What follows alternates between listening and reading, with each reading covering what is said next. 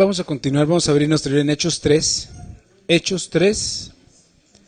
Vamos a leer una porción de la Escritura, del verso 1 al verso 9. Hechos 3, verso 1 al verso 9. Hechos 3, hija. Ok.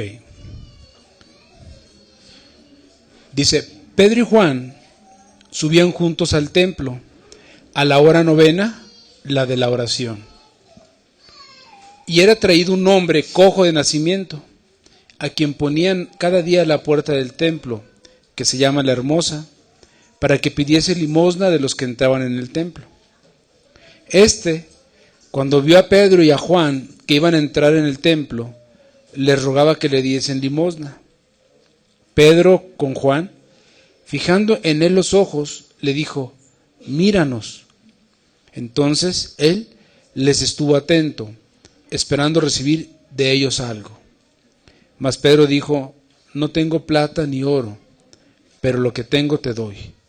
En el nombre de Jesucristo de Nazaret, levántate y anda. Y tomándole por la mano derecha le levantó, y al momento se le afirmaron los pies y tobillos. Y saltando, se puso en pie y anduvo, y entró con ellos en el templo, andando y saltando y alabando a Dios. Y todo el pueblo le vio andar y alabar a Dios. Míranos, fue la palabra que salió de la boca de Pedro delante de este hombre, un hombre cojo de nacimiento. Míranos, fue la orden que recibió este hombre de Pedro y de Juan. ¿Qué pensaba Pedro que este hombre podía ver en ellos?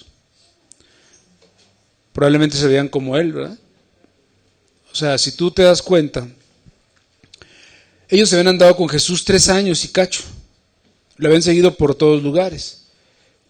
Ellos tuvieron que dejar sus trabajos. Entonces, ¿te puedes imaginar a Pedro y Juan? ¿Tú crees que andaban vestidos a la moda con ropa nueva? No. Quizás andaban con ropa muy, muy sencilla. Y quizás el mendigo habrá visto, estos están peor que yo, ¿no? Sí. A lo mejor necesitan que yo también les dé. Pedro estaba retando a ver en ellos algo diferente. Este hombre se sentaba a la puerta del templo. ¿A qué crees tú que él estaba acostumbrado? ¿A qué te imaginas? ¿A qué? A pedir dinero, a la limosna. ¿Pero a qué más? A la compasión. A la compasión. ¿A qué más crees tú que él estaba acostumbrado? ¿Dónde se sentaba? En las puertas del templo. ¿A qué crees tú que estaba él acostumbrado? A ver gente entrar del templo y salir del templo. Quizás veía gente muy, muy importante. Quizás veía a los fariseos cuando llegaban ahí todos en su séquito de fariseos, ¿sí? Haciendo todas esas faramayas. Quizás cuando veía entrar al sumo sacerdote, ¿sí? Ese hombre estaba acostumbrado a ver a muchísima gente. Lo ponían ahí todos los días a pedir limosna. Entonces él era un experto en ver a las personas. Quizás él veía a las personas y quizás hasta él me decía, mira, ahí va un hipócrita, ¿sí? Mira, entra entrando hablando mal del ministro y sale hablando mal del ministro, ¿sí? Quizás él estaba acostumbrado a ver entrar a la gente igual y salir igual. Pero Pedro le estaba diciendo, míranos, ¿sí? Así, míranos, ¿sí? Míranos. ¿Qué podían tener ellos diferente a todos los demás? Dice la palabra que el hombre los vio con atención, esperando recibir algo de ellos. Fijó sus ojos en ellos, se concentró, porque dice que miró atento, ¿no? O sea, yo creo que este hombre dijo, ¿y estos por qué me dicen que los mire, no? Empezaron así como a verlos. A lo mejor el hombre empezó a ver, ¿estos por qué me dicen? ¿Los conozco? ¿Serán algunos conocidos míos? Yo no me acuerdo. ¿Serán de la familia? ¿Sí? ¿Quiénes eran ellos? ¿Por qué son así? Estas preguntas venían a su mente de él, probablemente. Y quizás él no entendía lo que estaba pasando. Pero había algo muy especial en estos hombres. Y él los miró atento. ¿Qué estaba pasando? El Espíritu Santo estaba tratando con este hombre cojo de nacimiento. Este hombre había padecido muchas cosas por causa de su enfermedad. ¿Tú te imaginas a una persona que es coja de nacimiento? ¿Te lo puedes imaginar? ¿Te puedes imaginar tú un día siendo cojo? No toda tu vida, un solo día. Este hombre lo tenían que llevar, no podía caminar. Había padecido desprecios, desilusiones, traumas, frustraciones, burlas, quizás muchas veces despojos. Él podía ver a los contemporáneos de él mismo, los veía quizás triunfar, casarse, formar un hogar, y él no puede. ¿Sí? No había quien lo mantuviera, por eso lo ponían a pedir limosna. Y ahora está delante de estos dos hombres que tenían algo muy especial. Y el Espíritu Santo le estaba convenciendo de que ese día era el día que Dios había destinado para algo muy especial en su vida.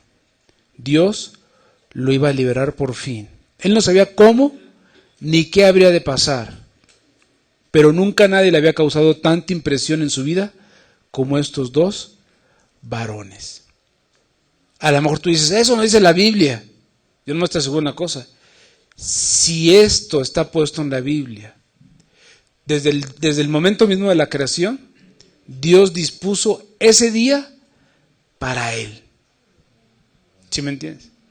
Cuando él nació con ese problema físico, ¿tú crees que Dios no sabía lo que ese hombre iba a sufrir? Claro que sí. ¿Sabía de los desprecios que iba a tener él? Claro que sí. ¿Sabía todas las frustraciones que iba a tener? Sí. Toda su historia. Toda su historia. Pero el día era un día especial. Pedro le dijo, no tengo plata ni oro, pero lo que tengo te doy. Quizás él pensó, ¿qué tienes para mí que pueda hacerme bien? Pudo pensar el mendigo, ¿no? Un vestido, una joya, no me sirven, no las puedo lucir. Alguna esencia, algún perfume, sí sé que huelo mal, no tengo quien me ayude a bañarme y las personas por eso no se me acercan. Es más fácil aventarme una moneda que acercarse a mi persona. Estoy consciente de esto. ¿Qué otra cosa me puedes dar?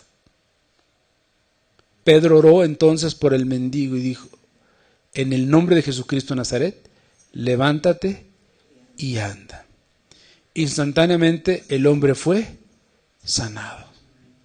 Dice la Biblia que en total alegría comenzó a correr y a saltar por el templo, gritando, Jesús me sanó, Jesús me sanó. ¿Te puedes imaginar esa escena? La gente decía, ¿no es el lisiado de ahí de la puerta? Ese mero. Oye, tenía años. ¿Qué le pasó? Y el hombre decía, estos hombres oraron por mí y en el nombre de Jesús me sané. Sí, ahora puedo caminar. Puedo caminar. Cuando Pedro y Juan vieron la muchedumbre reunida, ¿qué hicieron ellos? Comenzaron a predicar a Cristo. Hablaron audazmente, instando a que la gente se arrepintiera y se convirtiera. Hechos 3, verso 19. Así que arrepentíos y convertíos para que sean borrados vuestros pecados, para que vengan de la presencia del Señor tiempos de refrigerio. ¿Tú te imaginas a este hombre después de ese día? ¿Te lo puedes imaginar? Mira, todos los que estamos aquí, la mayoría tenemos dos piernas y a la mayoría las dos piernas nos sirven y podemos ir a un lugar y a otro. A él no le servían. ¿Con qué gratitud crees que este hombre le daba gracias a Dios? Con todo su corazón. Pero muchas veces nosotros ni siquiera agradecemos lo que tenemos que nunca nos ha faltado, ¿no? Este hombre saltaba de alegría. Hechos 4, verso 4. Ellos predicaron con tal de nuevo que vino un avivamiento por la predicación de estos dos varones. ¿Cómo empezó todo? Con este hombre mendigo ahí. ¡Ey, ey! Dame algo, ¿no? ¿Sí? O sea, ¿quién iba a pensar que este hombre, cuando trató de llamar la atención de Pedro y de Juan, iba a venir un avivamiento? Dice, pero muchos de los que habían oído de la palabra creyeron, y el número de los varones era como 5,000. ¿Sí me entiendes?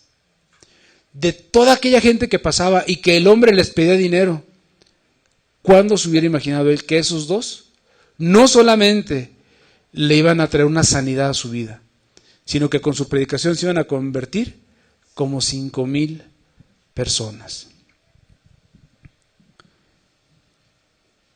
Entonces, ¿te imaginas lo que estaba pasando? Mientras Pedro y Juan estaban predicando, los gobernantes de la sinagoga vinieron sobre ellos resentidos. Estos pastores descarriados estaban enojados porque Dios había realizado un milagro a través de sus discípulos. Y respondiendo, ¿y cómo respondieron? Encerraron a Pedro y a Juan en la cárcel. ¿Sí? Ese fue el pago por el bien, ¿no? ¿Sí? ¿Pero crees tú que eso le preocupaba a Pedro o a Juan? No, para nada. ¿Sí? O sea, ellos sabían quién estaba con ellos. Ellos sabían quién era su Dios. ¿Sí? Como ese último canto, ¿no? Que dice, toda mi vida la cambió. Y yo hoy te puedo testificar que a mí mi vida, Dios la cambió, ¿no? Completamente. ¿Sí? Y yo creo que a muchos de los que estamos aquí, Dios nos cambió la vida.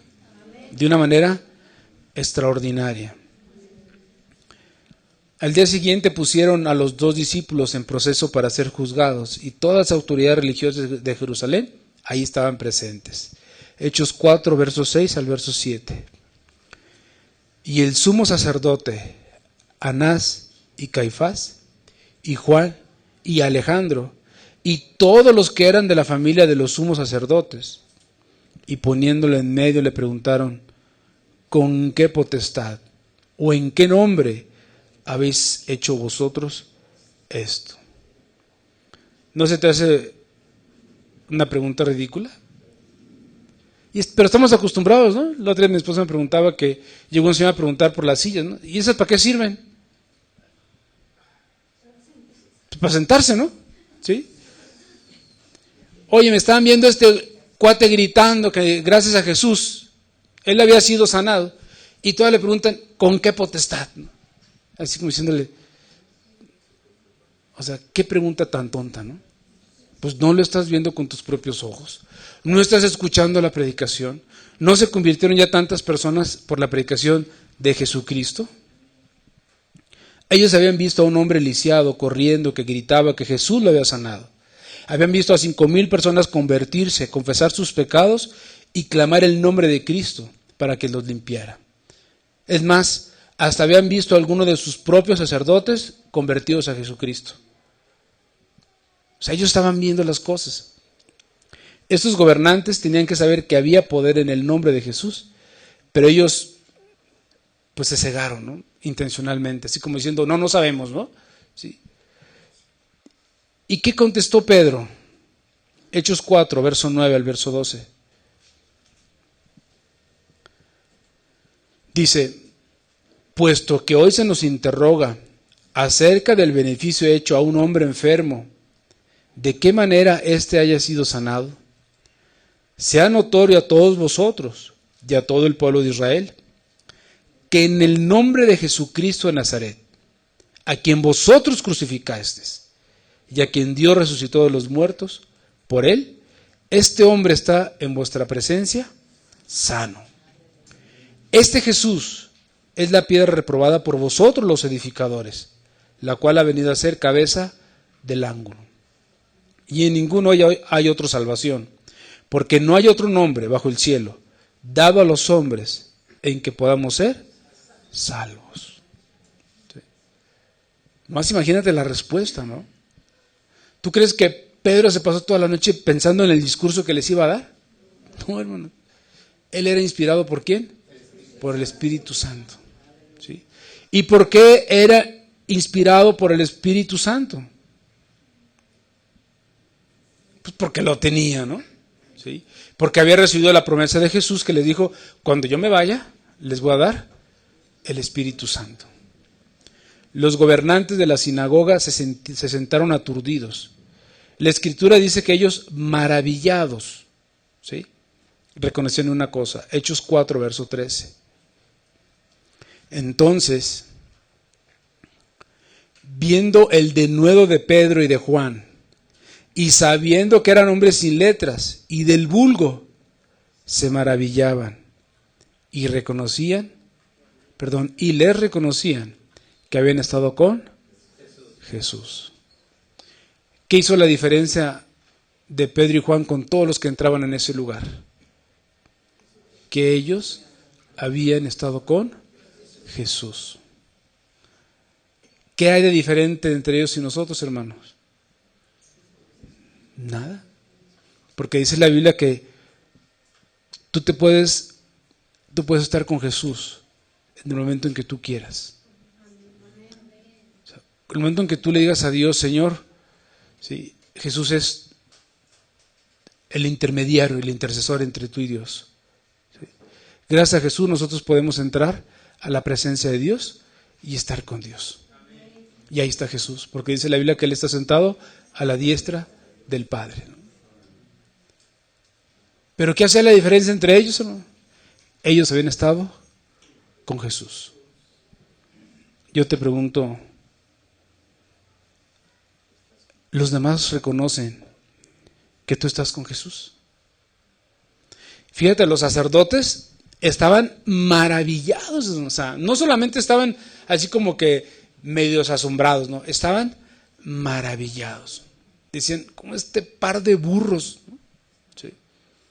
O sea, ¿cómo hacen esas cosas, no? Sí. Una cosa sabemos, ellos estuvieron con Jesús a quien nosotros matamos. ¿Sí? Y ahora lo que están haciendo son cosas increíbles. Un poder había tomado a Pedro y a Juan, que los había distinguido de todos los demás. Y habían hecho acto de presencia en esa corte. Y era el poder tan obvio y tan claro que no podían decir nada contra él. Era la presencia de Jesús. Ellos tenían la misma semejanza y el Espíritu de Cristo. Aquellos gobernantes de la sinagoga se dieron cuenta de que crucificamos a Jesús, sin embargo, Él está hablando hoy, obrando milagro, predicando arrepentimiento, moviéndose en las personas a través de estos dos hombres iletrados. Y en esa misma hora Pedro y Juan estaban cumpliendo el mandamiento de Jesús de ir y predicar el Evangelio a todo el mundo. Comenzando ¿por dónde? Por Jerusalén. ¿Sí? O sea, ellos estaban obedeciendo al Maestro. Estaban testificando de la presencia de Cristo en sus vidas. Y hermanos, ¿será diferente ahora? Debe ser igual. ¿Sí? ¿Cuál es el asunto? Ellos habían estado con Jesús. ¿Tú estás con Jesús? Y si estás con Jesús, ¿por qué no pasa esto, hermano? ¿Por qué no pasan estas cosas gloriosas en tu vida? ¿Por qué? ¿Será que se cansó Jesús? ¿O será ya como los ídolos de los de allá afuera que hay que mandarles cohetes para que despierten? ¿Será? No, ¿verdad? Yo creo que Él es el mismo ayer, hoy y por los siglos, ¿no? Y tiene el mismo poder que tuvo con ellos, lo puede tener con nosotros. ¿Cuál es la única condición? Pues que estés con Él. Así de manera sencilla, con Él. La gente debe de ver a Cristo en ti. Si Dios te salvó, Dios perdonó tus pecados, tú te acercas a Él, te humillas, le obedeces, Dios está contigo. Pero ¿dónde está su poder, hermano? ¿Dónde está ese poder?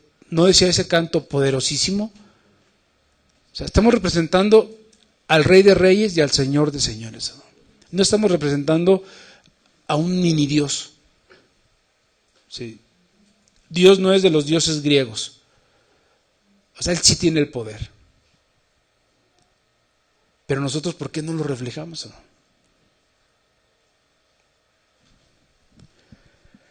Veamos esas marcas que están con aquellos que han estado con Jesús. Primero, se tiene un hambre por una porción mayor de Cristo. Aquellos que pasan tiempo con Jesús no se pueden saciar de Él. Sus corazones continuamente suplican por conocer más y más a Cristo. Efesios 4:7.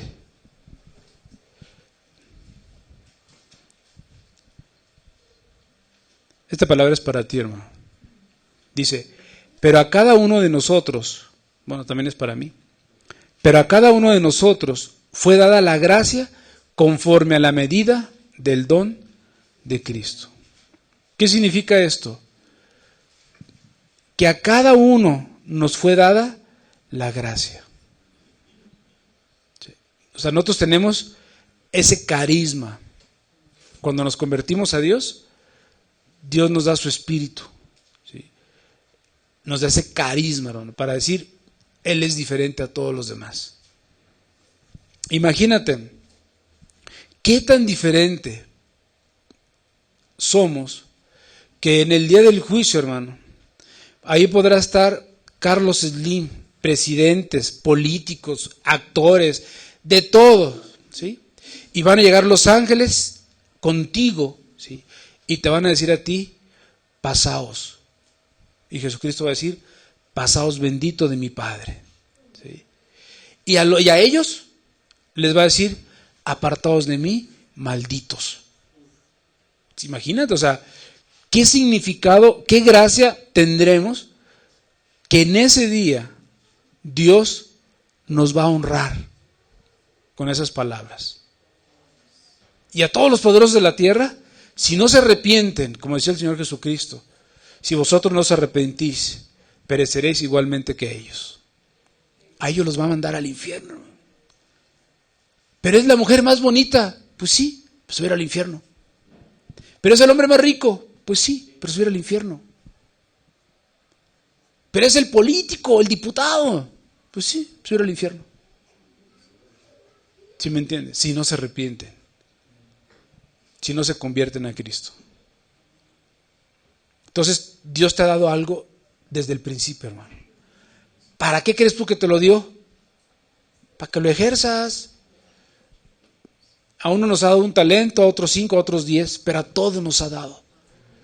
Y conforme a su gracia nos va a pedir cuentas de eso. Romanos 12, verso 3. Digo pues, por la gracia que me es dada, a cada cual que esté entre vosotros, que no tenga más alto concepto de sí que el que debe tener, sino que piense de sí con cordura, conforme a la medida de fe que Dios repartió a cada uno.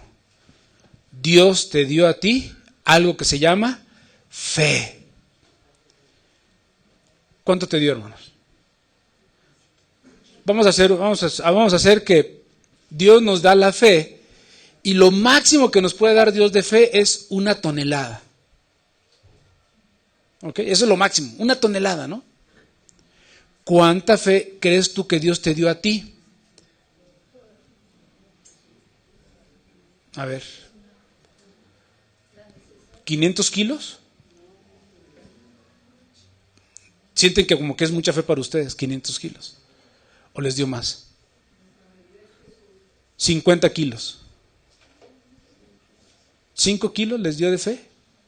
¿O ya sientes que es muy poco? A ver, se los voy a volver a leer. Dice, conforme a la medida de fe que Dios repartió a cada uno. A la medida de fe, ¿eh? O sea, ¿cuánta fe nos dio a nosotros? ¿Toda? ¿A ti te dio 1 tonelada de fe, hermana? ¿No? ¿Cuánto le dio a ella? Porque dicen que no. Ella dice que fueron 1000 kilos. Bueno, a ella le dio 1000 kilos. ¿A ustedes cuánto les dio, hermanas? ¿Cuál era tu necesidad, hermana? Dime, conviértemelo en gramos. 1000 gramos, 2000 gramos, 1 kilo, 2 kilos. ¿Cuánto? ¿Cuánto? Fíjate, si Dios nos da fe en cuanto a la medida, si tú tuvieras fe como de un grano de mostaza, un gramo, un granito, ¿cuánto crees tú que pesa un granito? No pesa ni 1 gramo, pesará unos 500 miligramos. ¿Quiénes de ustedes tienen 500 miligramos de fe? Levanten su mano. Uno nada más, los demás se quedaron sin fe. Todos. Demuéstrenmelo. Díganle a aquel monte que se mueva. ¿Que se mueva? Sí. Ok, hermano. No va a ser así. A donde yo los quiero llevar es a lo siguiente. Si ustedes creyesen que Dios les ha dado esa fe, hermano, estaremos haciendo cosas maravillosas. ¿Sabes cuál es el problema? Que no tenemos fe. No le creemos a la palabra cuando dice que Dios nos ha dado a todos conforme a la medida de fe. Que Dios repartió, hermano, repartió. ¿Qué significa que repartió? Que sí nos ha dado fe. Sí, pero vamos a hacer la realidad, hermanos. Ese es el punto, ¿no? O sea, ¿qué tan real? ¿Cómo ejercitamos nuestra fe? ¿Cómo la ejercitamos, hermano? Pues le tenemos que creer a Dios. De que si Dios me dice que yo puedo decirle a un sicomorro, plántate en medio del mar, lo va a hacer. ¿Sí? Dios no lo va a hacer nomás para que payasiemos, ¿no? Como quería Simón el mago, ¿no? Dios no lo va a hacer por eso. A lo que Dios se refiere es que tú estés convencido en tu corazón que es cierto. O sea, que lo que Dios te da y lo que Dios te promete es real. Para que no andemos en pecados de incredulidades, pensando que Dios no tiene el poder. Imagínate a Pedro, vio a este hombre y yo creo que el Espíritu le dijo, sánalo. ¿Sí? Y Pedro le dijo, míranos. ¿Sí? Y yo creo que a lo mejor Pedro quería ganar tiempo, ¿no? ¿Qué se me ocurre, no? ¿Sí? Y le dijo, no tengo oro ni plata, pero lo que tengo te lo doy.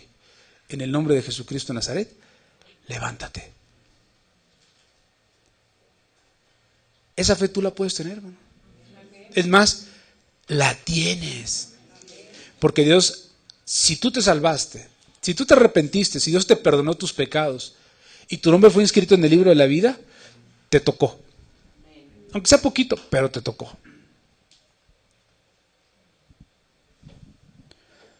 ¿Cuál es la medida? Significa una cantidad limitada.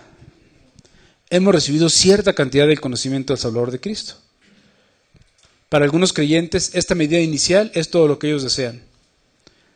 No quieren más. Yo quiero lo suficiente para escapar del juicio, para sentirme perdonado, para guardar una buena reputación, para soportar 1 hora en la iglesia cada domingo. Eso es lo que yo quiero. No quiero más. ¿Sí? Y se conforman a esa medida, hermano. ¿Sí? Y vienen y se sientan esperando que venga Jesucristo, ¿no? ¿Sí? Dicen amén. No quieren más. No quieren problemas. No quieren incomodidades. No quieren sufrimientos. No quieren broncas. Eso es lo que yo quiero. ¿Sí? Y esa es la medida con la que ellos se sienten satisfechos. Se conforman. Tales personas están en el modo de mantenimiento. Lo que yo le digo, están como las computadoras invernando, ¿no? ¿Sí sabes lo que es invernar? Es métete a dormir, lo menos que puedas gastar de fuerzas, deja que pase el frío, ¿sí? Para que cuando venga la primavera salga yo a retosar, ¿no? ¿Sí? Eso es invernar. Así están algunos en su fe, invernando, esperando que venga el día glorioso. Entonces, ahora sí, Señor, ¿qué hago por ti? Dios puede decir, pues ya nada, ya se acabó. Estamos en otra etapa, estamos en el cielo. Y entonces así, Señor, tantas ganas que tenía.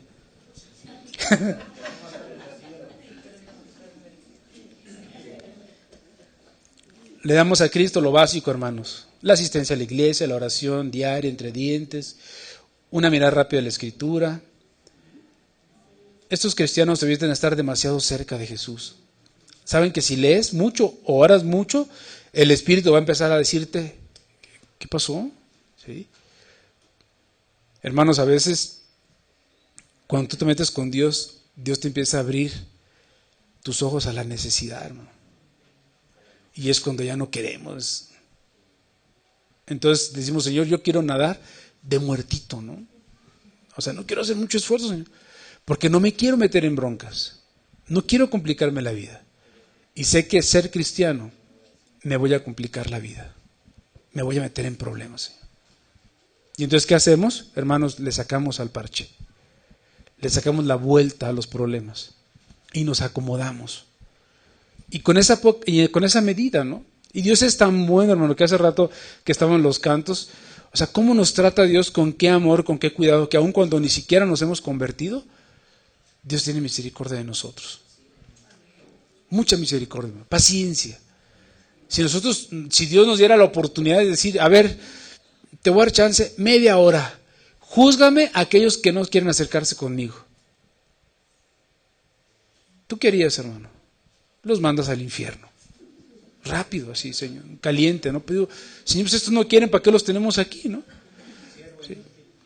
Sí, pero Dios no es así, hermano. O sea, Dios tiene una paciencia, una misericordia, tiene un amor por todos, hermano. Porque dice la Biblia que de tal manera amó Dios al mundo, hermano. No solamente a nosotros, al mundo. Sí. Hermano, esas personas en sus mentes saben que conocer a Jesús significa poner en riesgo todo lo que ellos tienen. Así, hermano, te lo digo honestamente, ¿eh? Tú te sientes, tú dices, si yo tuviese que ir a predicar, y si yo tuviese que hacer, y si no, mi trabajo no. Sí, todo, hermano. Hasta la vida. La estabilidad familiar. No quiero tener problemas con mi esposa, no, Señor. Me van a acordar del trabajo, no. Sí. ¿Y no le entran? Es más fácil, hermano, venir y escuchar. Ay, otra regañada del hermano, no importa, ya nos acostumbramos. Efesios 4, verso 11 al verso 15. En el mismo tenor, dice, y él mismo constituyó a unos apóstoles, a otros profetas, a otros evangelistas, a otros pastores y maestros, a fin de perfeccionar a los santos para la obra del ministerio, para la edificación del cuerpo de Cristo, hasta que todos lleguemos a la unidad de fe y del conocimiento del Hijo de Dios, a un varón perfecto, a la medida de la estatura de la plenitud de Cristo, para que ya no seamos niños fluctuantes, llevados por doquiera de todo viento de doctrina, por estratagema de los hombres que para engañar emplean con astucia las artimañas del error, sino que siguiendo la verdad en amor, crezcamos en todo en aquel que es la cabeza, esto es, Cristo. Híjonos, otra vez, ¿no? Dice que a unos constituyó apóstoles, a otros profetas, a otros evangelistas, a otros pastores y a otros maestros. A ustedes, ¿cuál de estos 5 Dios los constituyó? ¿Quién de ustedes es apóstol, profeta, evangelista, pastor, maestro? ¿No es para ustedes esta parte, hermano? Ok. 2 ya levantaron su mano. Pues si te crees que la libraste, fíjate lo que dice. A fin de perfeccionar a los santos. Ya nos agarró a todos, hermano. ¿Sí me entiendes? A lo mejor tú dices, no, yo no soy apóstol. pero sí soy santo. ¿Sí? Entonces no me libro. ¿Para qué me van a perfeccionar? Para la obra del ministerio. Ya no me le escapé. Ya no me escapé, hermano. Dios los constituyó a ellos para que me perfeccionen a mí para la obra del ministerio. En otras palabras, ¿quién va a hacer la chamba? Yo, hermano. Tú, cada uno de nosotros. Entonces, pues no te puedes estar ahí mucho tiempo sentado. ¿Por qué? Porque hay mandamiento para ti, hermano. ¿Para qué? Para que edifiques el cuerpo de Cristo. En otras palabras, hermano, les voy a dejar la chamba a ustedes. A ustedes les toca. ¿Sí me entiendes? O sea, ustedes son los que van a edificar el cuerpo, no yo, hermanos. Hace algunos años yo sí me preocupaba, decía yo, hijo, no crecemos, ¿no? Pero después Dios me dijo, ¿y para qué quieres crecer? Mejor madura, que la gente madura. ¿Quién va a hacer la obra? ¿Tú? No. La obra es del Espíritu, hermano. Y el Espíritu utiliza hombres y mujeres. ¿Sí me entiendes? Te utiliza a ti. Yo hago mi chamba. Te toca a ti hacer la tuya. Luego la gente a veces trae gente, hermano, platica con él. Pues, hermano, ¿qué le podría yo decir que no se lo puedes decir tú? Casi sabemos lo mismo. Es más, yo creo que a lo mejor tú sabes más que yo. ¿Sí? Porque a lo mejor has escuchado varios. O sea, tú eres, hermano, la persona que Dios escogió para hacer su obra. Tú eres el responsable de edificar la iglesia, la casa de Cristo.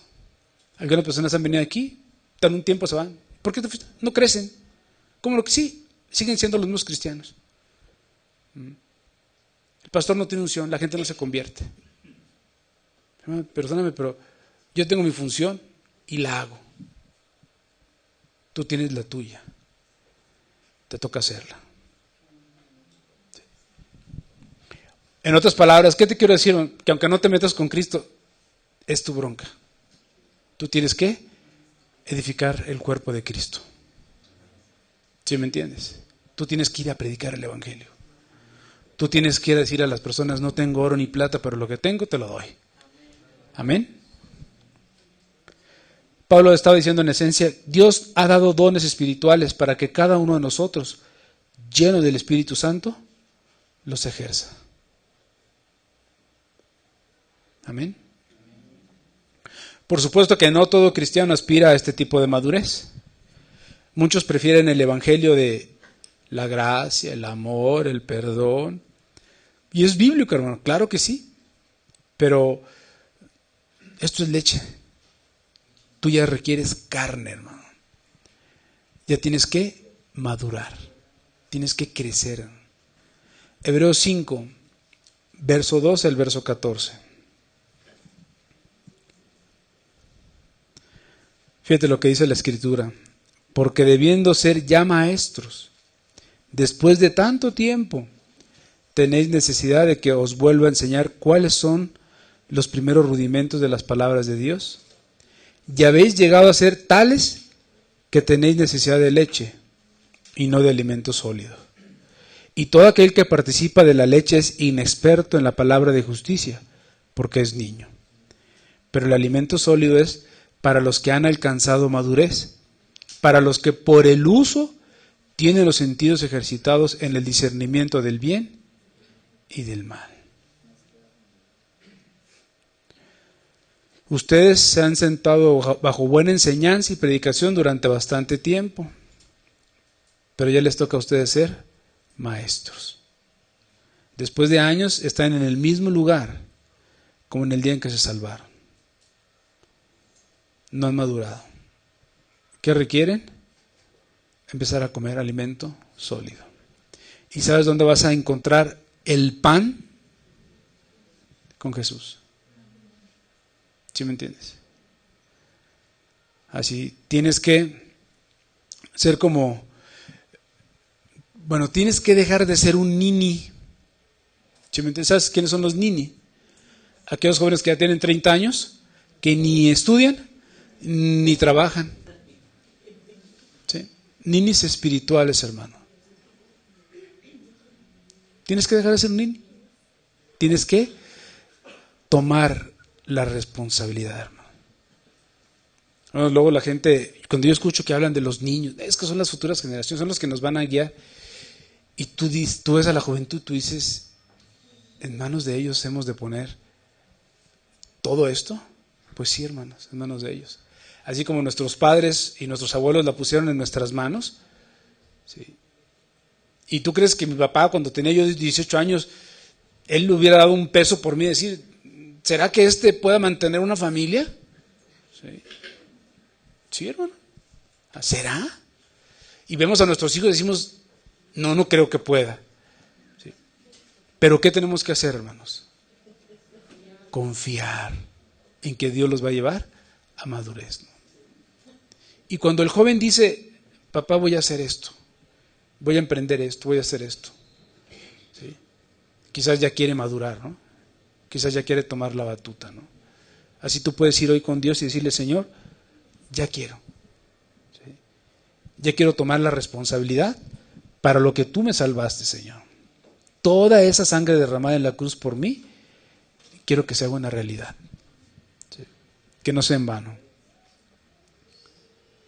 Y así podemos ver muchas personas, hermanos, que andan ahí con todo viento de doctrina de un lado a otro, porque son inmaduros, son inexpertos. Pero cuando la persona se mete con Dios, se pone serio, ¿sí?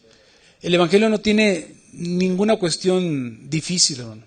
Me tengo que arrepentir, me tengo que convertir, me tengo que predicar. Con eso, hermano, tú te metes con Dios y Dios empieza a hacer cosas maravillosas contigo. ¿Qué es lo que Dios quiere? Tu corazón. Eso es lo que Dios quiere.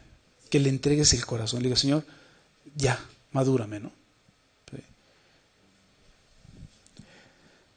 ¿Qué pasa con los hombres que han estado con Cristo?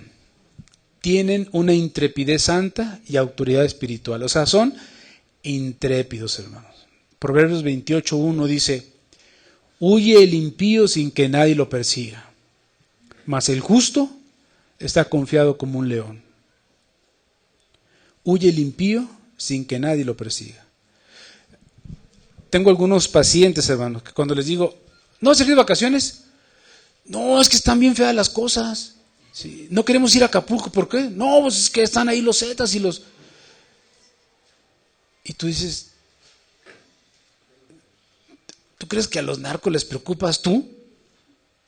¿Así? ¿Tú crees que creo que están esperando ahí a ver a qué horas viene aquel? Hermano, ellos están en su rollo, metidos. ¿Sí? ¿O tú crees que los narcos están balaceando con la gente en las calles? No, es entre ellos. ¿Sí? Y la gente anda toda temerosa y miedosa, ¿no? O sea, no confían en que pues puedes ir y puedes regresar. No tienen miedo, la gente tiene miedo. Y muchas cosas anteponen el miedo, ¿no? Y así están los impíos. Piensan que los van a robar, piensan que los van a secuestrar, piensan que los van a matar, piensan esto, piensan lo otro, ¿no? Y si nos ponemos en la realidad, la gente dice, pues, ¿qué te pueden hacer, no? O sea, ellos no van a perder el tiempo con nosotros. ¿Sí? Claro, hay que tomar nuestras precauciones, no andar retando, ¿no? Pero ¿no está el Dios con nosotros que nos cuida? Mas el justo está confiado como un león.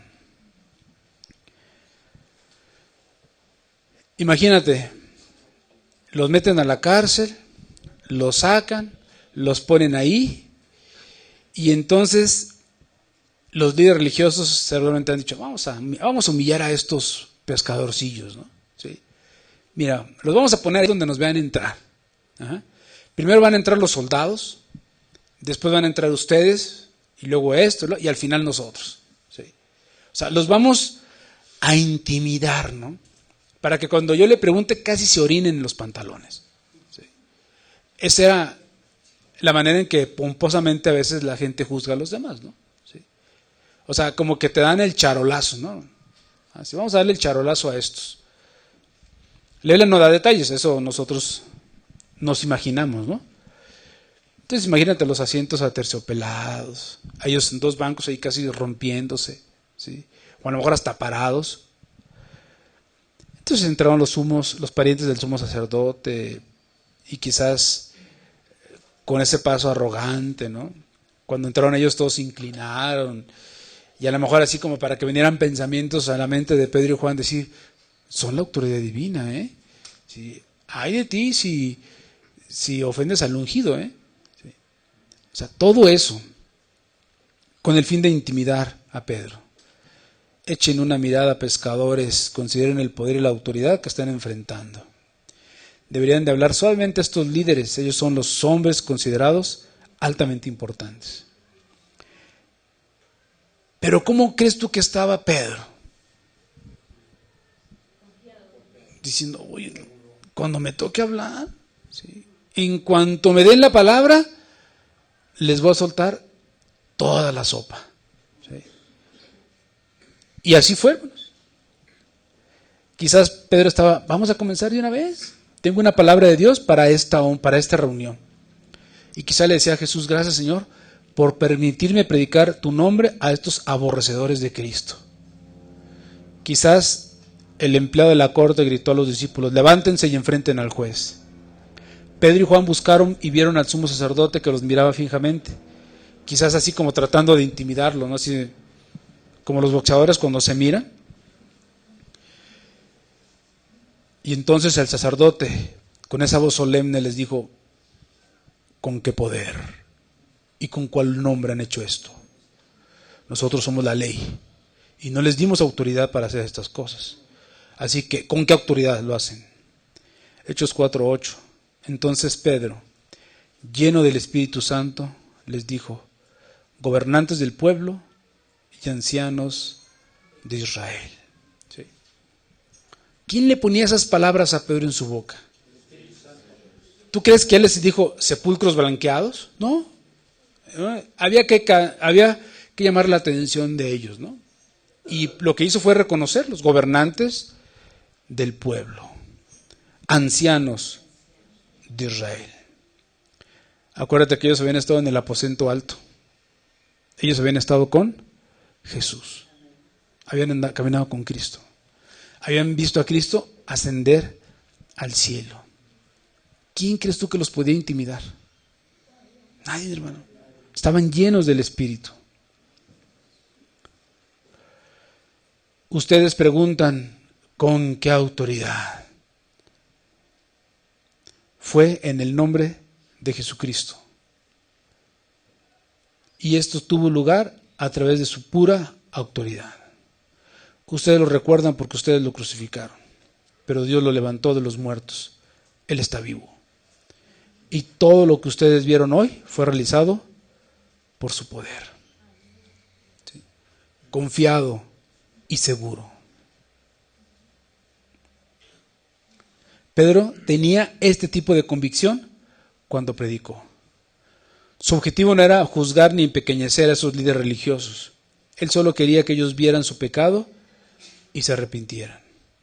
Por eso él hizo un llamado diciendo, no hay ningún otro nombre bajo el cielo dado a los hombres en quien podamos ser salvos. Fíjate, o sea, cómo Pedro estaba preocupado por el alma de los religiosos, ¿no? Sí. No hay ningún otro nombre. Primera de Tesalonicenses 2, verso 2. Primera de Tesalonicenses, capítulo 2, verso 2. Pues habiendo antes padecido y sido ultrajados en Filipos, como sabéis, tuvimos denuedo en nuestro Dios para anunciaros el Evangelio de Dios en medio de gran oposición. Y en el verso 7 dice, antes fuimos tiernos entre vosotros, como la nodriza que cuida con ternura a sus propios hijos. Aquellos que pasan tiempo en la presencia de Jesús llegan a estar confiados, no tienen miedo de hablar la verdad. Aún así, no tienen que dar su mensaje en una voz imperiosa. En cada circunstancia predican el Evangelio en amor y misericordia. No son los espadazos de antes, hermanos. Cuando tienes la sensibilidad del Espíritu, ¿qué haces? Predicas con amor. ¿Sí?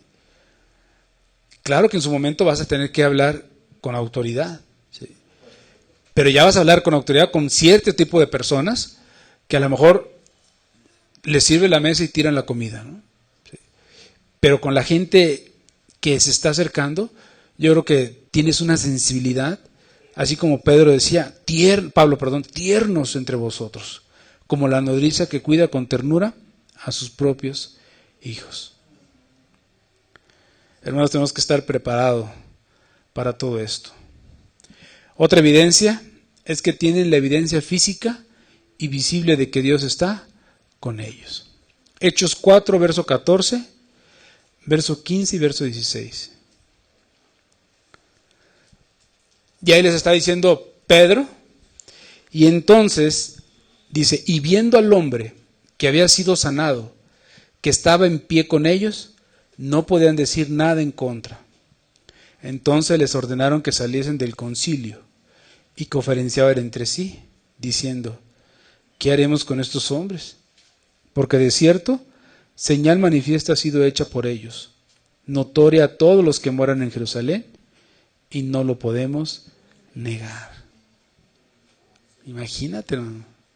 O sea, ellos estaban viendo a Pedro y a Juan y les estaban predicando y no tenían argumentos en contra de ellos, ¿no? Y de repente veían al hombre ese que estaba ahí, que estaba todo, y lo veían así como diciendo, a ver, ¿quién se mete con ellos? Se mete conmigo, ¿sí? Y lo veían y decían, pues es que nosotros lo vimos a este. O sea, nosotros lo vimos, lo seco que estaba. Es más, cuando tuvimos la campaña de sanidad, lo metimos, ¿no? ¿Sí? Y no se sanó. ¿Sí? Y cada vez que tenemos campaña de sanidad, lo metían y no se sanaba, ¿no? ¿Sí? Es evidente para nosotros que señal ha sido hecha. ¿Sí? Y no solamente nosotros, ya todo Jerusalén lo sabe. Era una ciudad de cientos de miles de habitantes, ¿no? Y todos sabían que el cojo que estaba ahí había sido sanado, porque ya era el otro día, ¿no? Se había corrido la voz, la gente estaba expectativa y decía, ¿qué haremos con estos hombres? O sea, no sabemos qué hacer. ¿Sí? Dios trastorna a los sabios en su sabiduría, ¿no? No sabían qué hacer. ¿Qué tenían que haber hecho? Haberse arrepentido, hermanos. Y decir, sí, es cierto, nosotros matamos a Cristo. Y ahí estaban Pedro y Juan esperando a que el juicio fuera pronunciado. El hombre sano estaba con ellos. Ahí estaba en carne y sangre la prueba viviente de que Pedro y Juan habían estado con Jesús. Ahora, mientras los gobernantes de la sinagoga miraban, decían, no sabemos qué hacer. ¿Qué podemos hacer? ¿Qué podemos hacer? ¿Y qué hicieron? Pues los liberaron. ¿Y qué les dijeron? Váyanse, pero no anden haciendo eso. Sí, cállense. ¿Y qué dijeron ellos? Dicen, no, primero debemos obedecer a Dios antes que a los hombres. Y vamos a seguir predicando. Hechos 4, verso 29 al 30. Y ahora, Señor, mira sus amenazas y concede a tus siervos que con todo de nuevo hablen tu palabra, mientras extiendes tu mano para que se hagan sanidades y señales y prodigios mediante el nombre de tu santo Hijo, Jesús. Estaban orando a Dios, gracias Dios, lo que has hecho. Sí, gracias. Sí, pero queremos más. Ya nos metieron en la cárcel, ya nos amenazaron, no importa, queremos más. Pedro y Juan habrán visto la mirada de resignación en la cara del sumo sacerdote cuando comprendió que ellos habían estado con Jesús.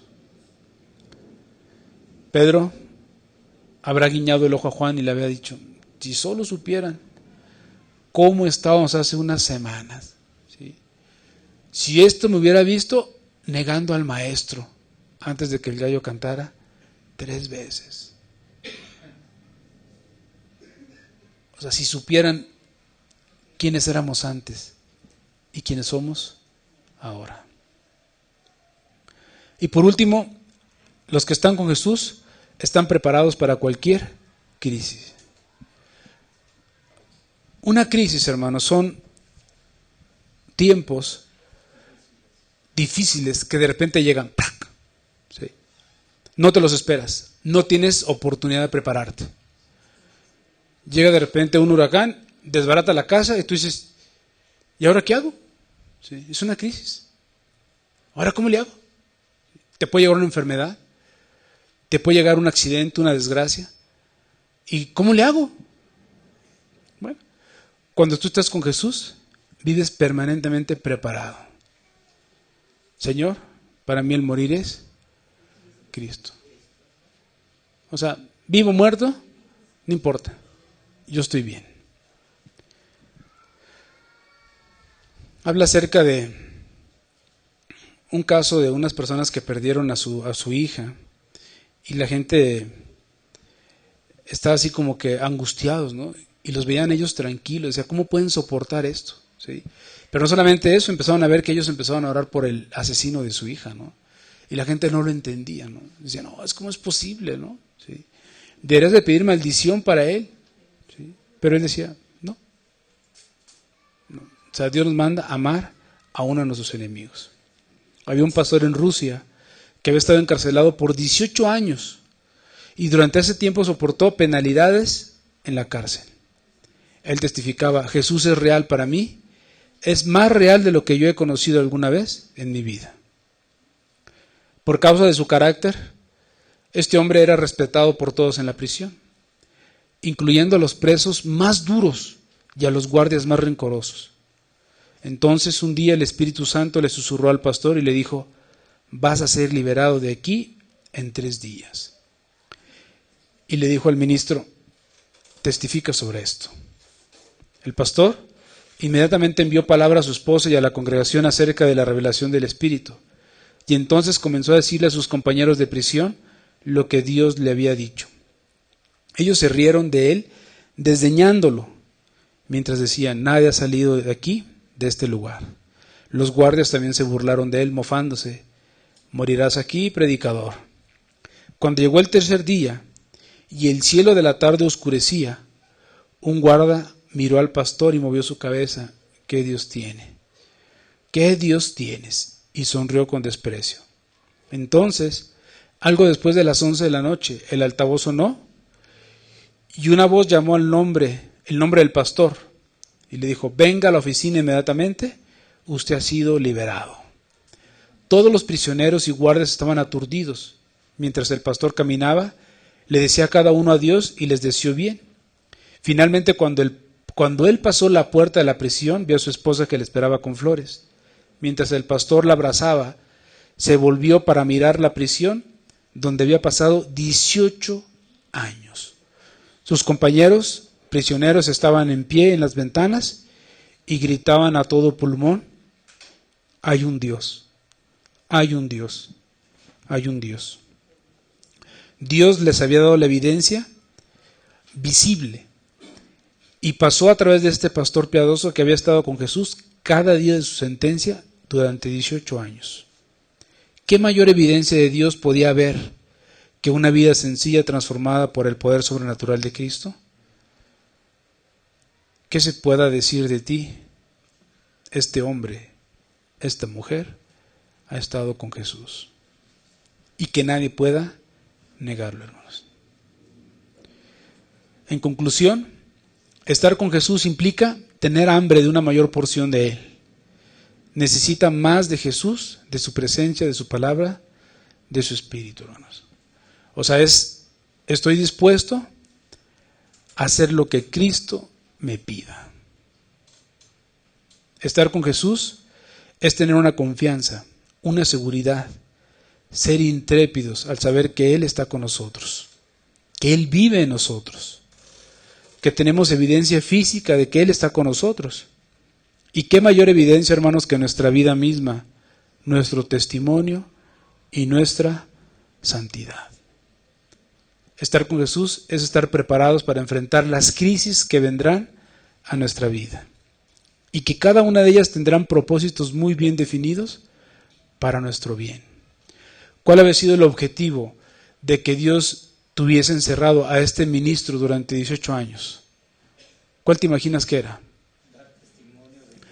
Decirle a esos encarcelados que hay un Dios que está vivo. ¿Sí me entiendes? Así. Y hasta el último momento, Dios lo comprobó. Porque todavía esperaba que se acercara las 9, las 10, no, imagínate la burla sobre el pastor, ¿no? Las 11 de la noche, y cuántos estaban ahí regocijándose en su maldad diciendo, cuando den las 12, podremos decir que el Dios de este hombre es un Dios mentiroso. En eso estaban, hermanos. Así hay muchas personas que aquí quizás están esperando a que pase algo, o que no pase más bien, para decir, ¿ven cómo tenía yo razón? Algunos esposos o esposas están esperando que el marido caiga, para decir, ¿ves cómo no es cierto que tu Dios es real? ¿Sí? Están en esa espera, hermanos.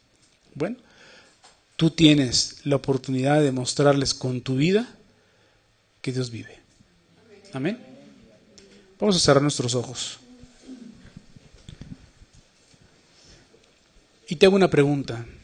¿Has estado con Jesús últimamente como para que los hombres lo puedan testificar?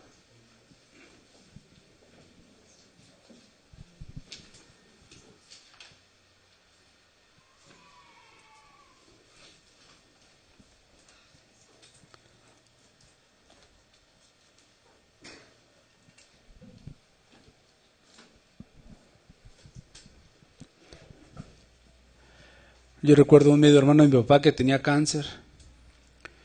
Iba yo y le predicaba, y después le decía él a mi abuela, le decía, ya no dejes que Miguel entre, porque me va a convencer.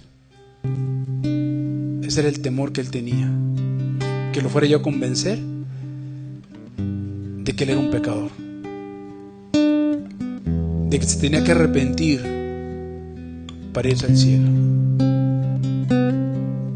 Y eso le decía a mi abuela, que era muy religiosa, muy católica.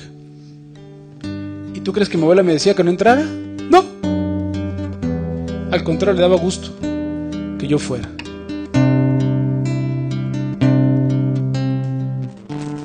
Hermanos, afuera hay muchísima gente que necesita ser impactada por tu vida, por tu testimonio. Escucha este canto.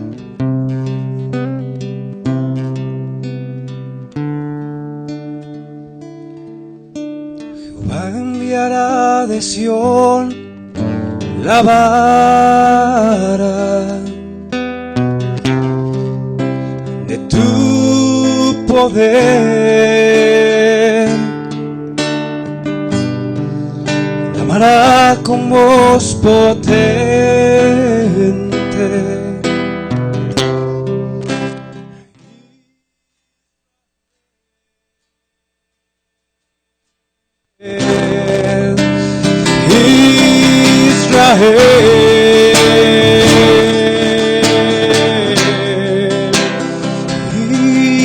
Israel, ya es tiempo que domines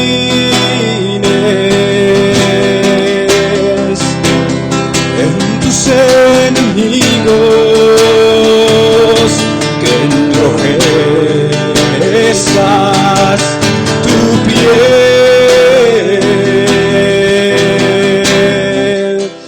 con la sangre de ellos. Capitanes de Judá, ser como antorchas entre gavillas, y el más débil de Israel será como David.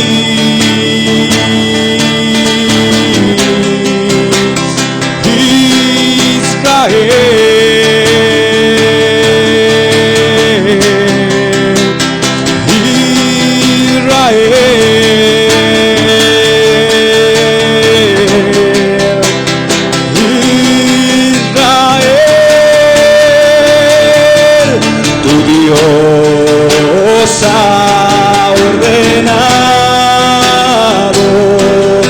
tu fuerza hoy.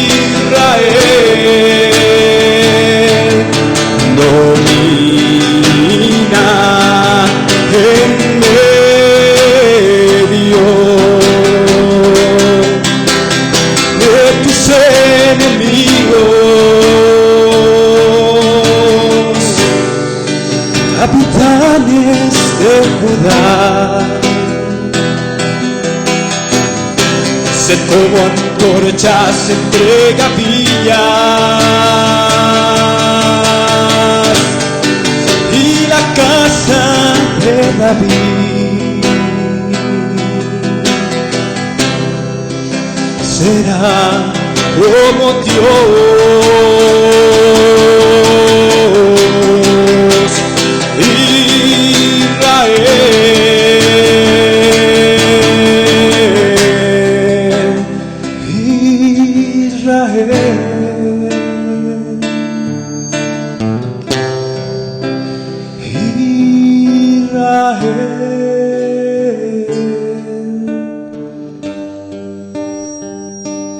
El más débil será como David, y la casa de David será como Dios. Cada uno de nosotros, hermano, podemos tener esa fuerza que tuvo David, esa fe, esa certeza. Cada uno de nosotros. Pero juntos, hermano, juntos, porque así lo dice la palabra. Cuán bueno es habitar los hermanos juntos en armonía. Juntos, la casa de David será como Dios, hermano. Solos podemos hacer muchas cosas, pero juntos, hermano, podemos hacer maravillas. Y no que lo hagamos nosotros, es Dios quien hace las cosas, es Dios quien hace los milagros, es Dios quien sana a los enfermos, es Dios quien convence a las personas. Unidos como hermanos en la fe, hermanos, podemos arrebatar las almas del infierno. Dice la Biblia que las puertas del Hades no prevalecerán, hermano. Cada uno de nosotros tiene la oportunidad de dar ese paso de fe y decir: Señor, aquí estoy, envíame a mí. Aquí estoy, Señor, envíame a mí. Úsame a mí.